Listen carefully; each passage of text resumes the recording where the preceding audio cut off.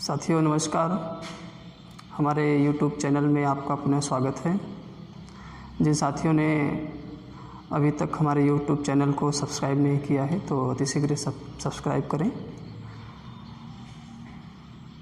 पिछली जो कक्षाएं रही हैं हमने संविधान की अनुसूचियों पर जिक्र किया था, विस्तार से उसकी जानकारी दिया।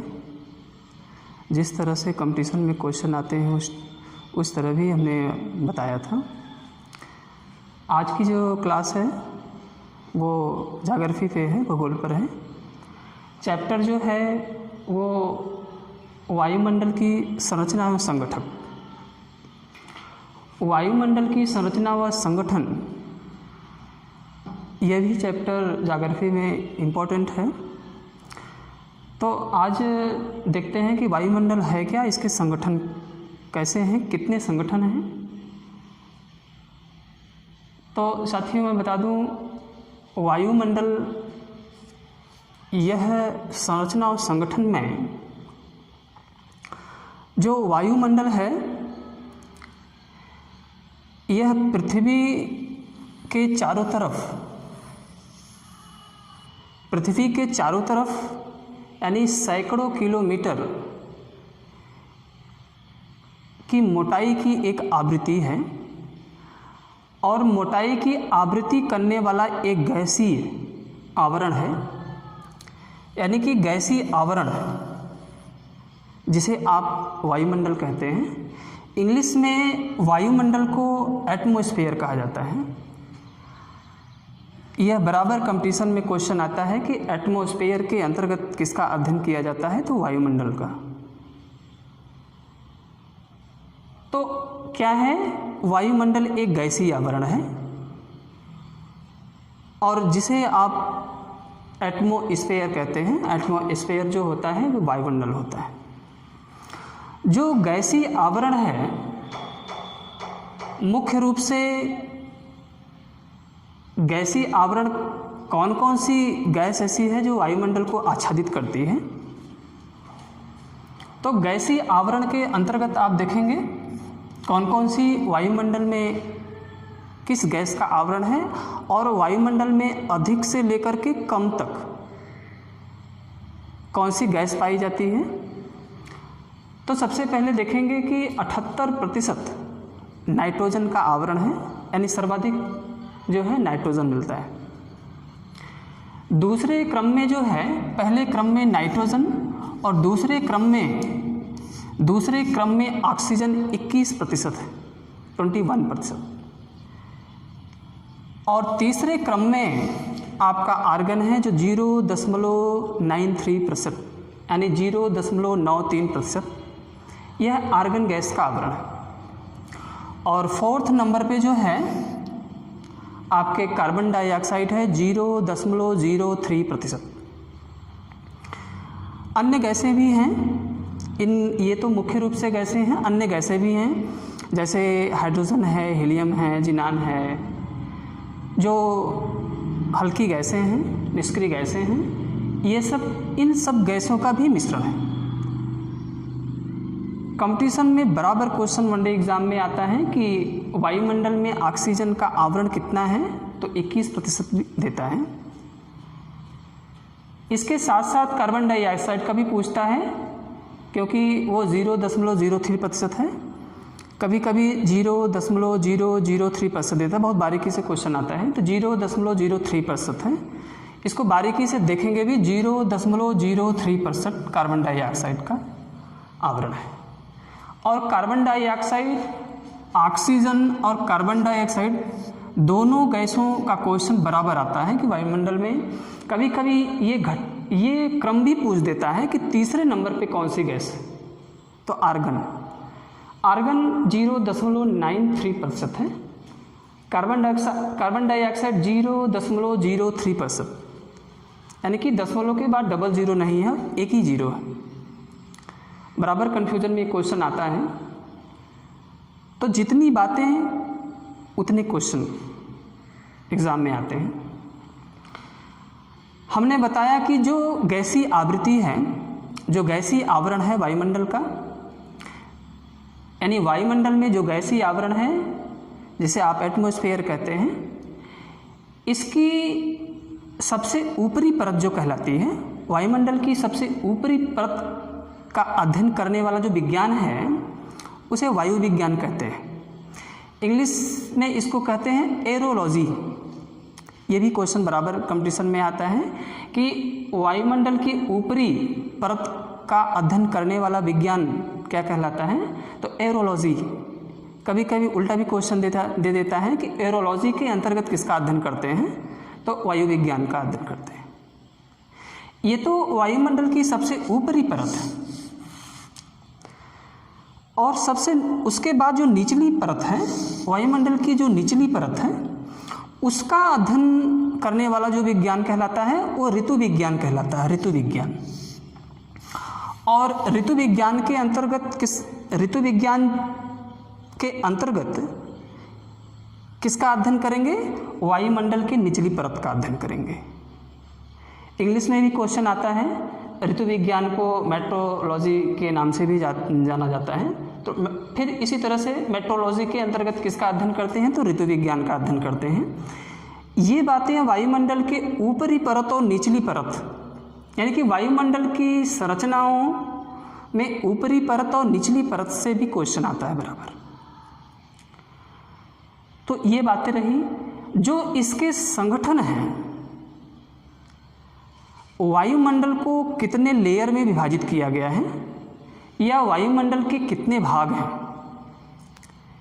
ये जानना ज़्यादा से ज़्यादा इम्पॉर्टेंट है। और बराबर कंपटीशन में जैसे हमने बताया कि गैसीय आवरण से क्वेश्चन आता है, उसी तरह इसके संगठनों से भी क्वेश्चन आता है।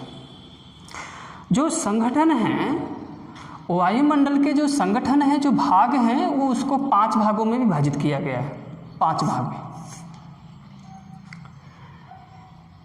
5 भागों में विभाजित करने के बाद इसकी विशेषताएं जो हैं, मुख्य रूप से इसकी विशेषताएं जो हैं, वायुमंडल के संगठन में पहला जो है, यानी सबसे निचला मंडल, वायुमंडल का सबसे निचला मंडल जो है उसे कहते हैं क्षोभ मंडल, सबसे निचली परत है।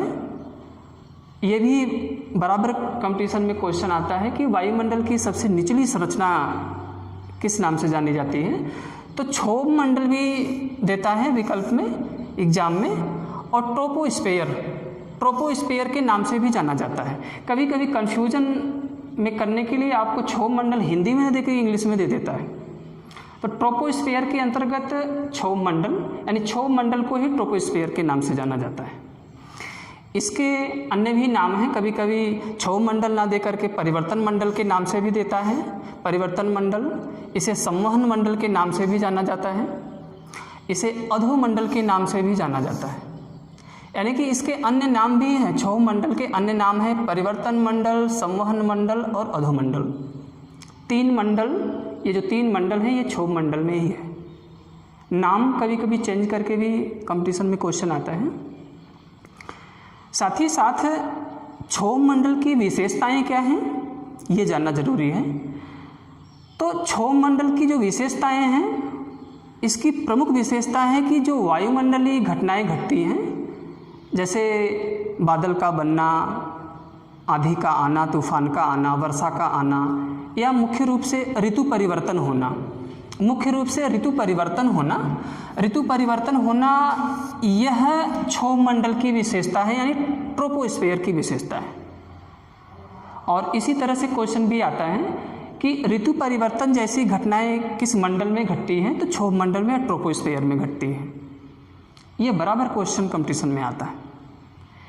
इसके साथ साथ एवरेस्ट शिखर का पाया जाना भी ये क्षोभ मंडल की विशेषताएं हैं। तो जितनी भी मौसमी घटनाएं घटती हैं, परिवर्तित होती हैं, ये क्षोभ मंडल में ही होती हैं, यानी कि सबसे निचले मंडल में होती हैं। जो दूरी इसकी है, अनुमानित दूरी जो इसकी है, ये 8 किलोमीटर से लेकर के 18 किलोमीटर तक इसके लेयर हैं। इसका जो आवरण है क्षोभ मंडल का, ये 8 किलोमीटर से लेकर 18 किलोमीटर तक का इसका आवरण है, यानी सबसे निचला मंडल है, तो ये दूरी इसकी कम है। साथ ही साथ जो दूसरा मंडल है, क्षोभ मंडल के बाद आता है समताप मंडल।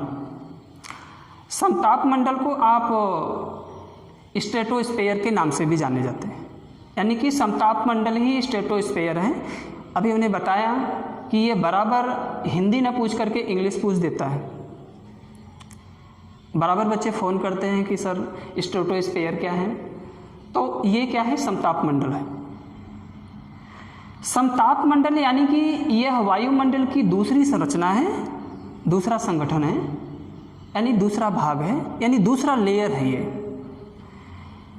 समताप मंडल की जो विशेषताएं हैं, इसमें कौन सी ऐसी घटनाएं घटती हैं समताप मंडल में, तो देखेंगे कि जैसे जेट जो विमान उड़ाए जाते हैं, जेट विमान उड़ाने की सबसे आदर्श दशा, मोस्ट इम्पॉर्टेंट क्वेश्चन है, यानी कि जेट विमान उड़ाने की सबसे आदर्श दशा जो है वो समताप मंडल में घटित होती है। जेट विमान को समताप मंडल में ही उड़ाया जाता है। इसी तरह से क्वेश्चन भी आता है कि किस मंडल में जेट विमान को उड़ाने की आदर्श दशा है, तो समताप मंडल में ही ये जेट विमान उड़ाए जाते हैं। इसके साथ साथ इस मंडल में एक सबसे इम्पॉर्टेंट जो बातें हैं वो जानना है कि ओजोन परत का विस्तार, यानी ओजोन गैस का जो विस्तार है यह मुख्य रूप से समताप मंडल में ही होए, यानी कि ओजोन गैस का जो विस्तार है वो समताप मंडल में ही है। कभी कभी जो हमारे कॉम्पिटिटिव बच्चे हैं कन्फ्यूजन कर जाते हैं कि सर ओजोन मंडल तो अलग मंडल है, लेकिन हाँ अलग मंडल है, लेकिन समताप मंडल का ही भाग है ओजोन मंडल, यानी कि ओजोन का जो विस्तार है वो समताप मंडल में ही है। मुख्य रूप से जो ओजोन गैस पाई जाती है, ओजोन गैस का जो विस्तार है मुख्य रूप से समताप मंडल में ही है। इसका मुख्य काम क्या है, ये एक तरह से फिल्ट्रेशन थ्योरी पे काम करता है, यानी कि छनने पे काम करता है। इसका मतलब यह है कि सूर्य से आने वाली जो परावैंगनी किरणें हैं, जो हानिकारक परावैंगनी किरणें हैं, यह आपको छान के देता है, सोख के देता है। यानी कि ओजोन जो परत है, यह परत परावैंगनी किरणों को, सूर्य से आने वाली परावैंगनी किरणों को ये छान के देता है अब तक।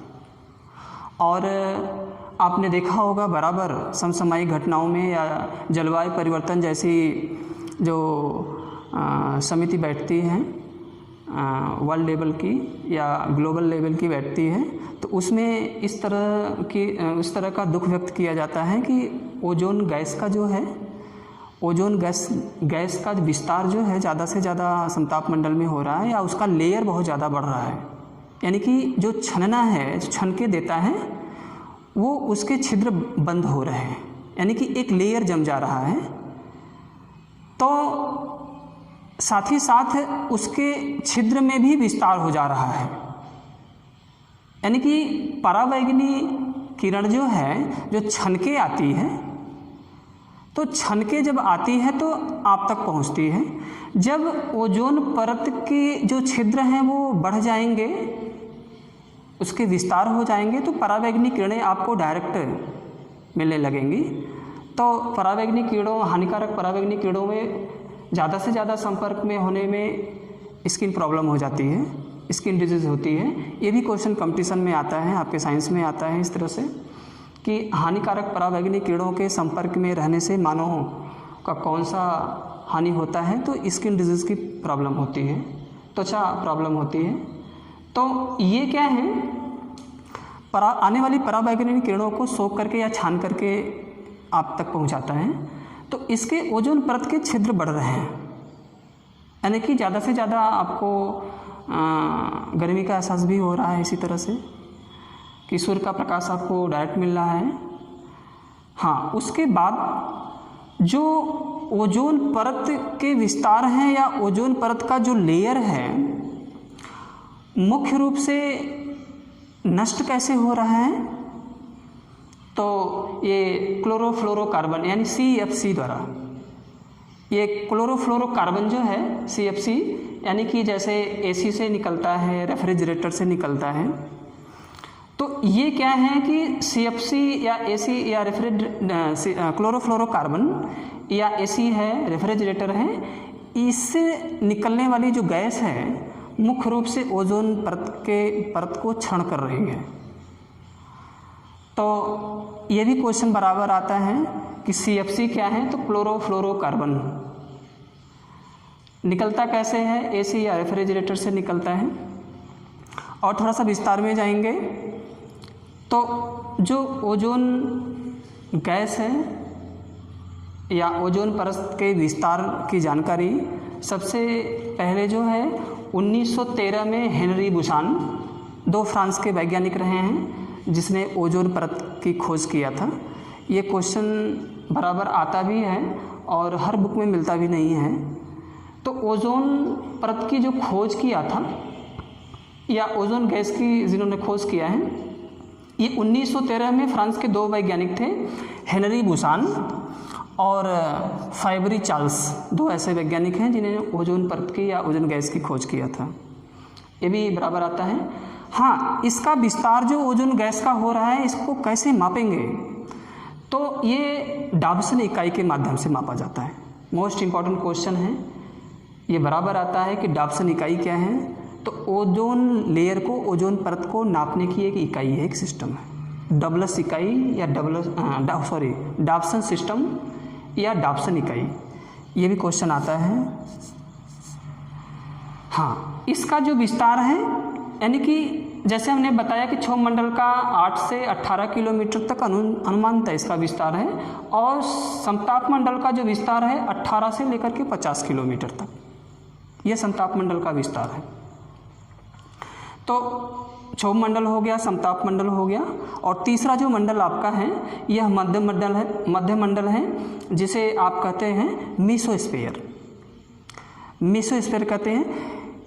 कभी ये इस तरह से कन्फ्यूजन हो जाता है, कभी कभी बुकों में अलग अलग तरीके से मिलता है और बच्चे कन्फ्यूजन भी कर जाते हैं, लेकिन ये जो क्रम है ये सही क्रम है।